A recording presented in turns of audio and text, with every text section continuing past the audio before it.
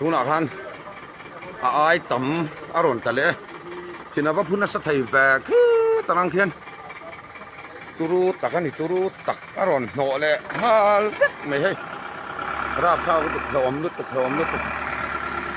aban rap thak ve tin noi ne he aron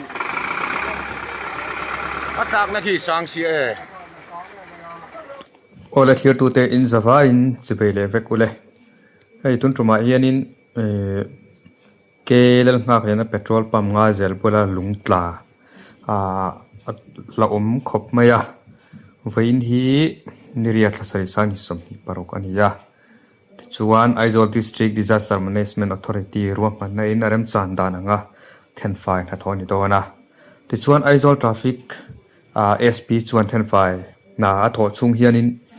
kulikon le sai khama kon in kar kong hi lir thai engchi ma tan tang thai lawa khar block ani tur thua tar ranga ti chuan kong block ani chung hianin enge LMV le two wheeler tan tur ruam ania samak sai khama kon lama tanga kulikon pan tur ta chu hritai kon lama kalin pikarot lama tlan tur ania ti chuan kulikon lama tanga sai khama kon pan tur ta chu tlang nom lama kal tur ani poka ti chuanin tuna kan talan tak akhanin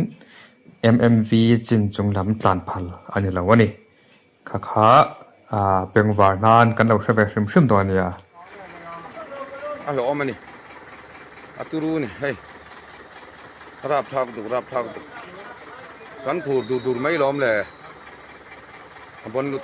tu ki ron nak kan lian lom sia turu em tanang khen ron ta hey alom lu tu thak phur na sa ve ka ba chuak man lau ma se kan van nei thei kan dor hi chu ron det lo sa se la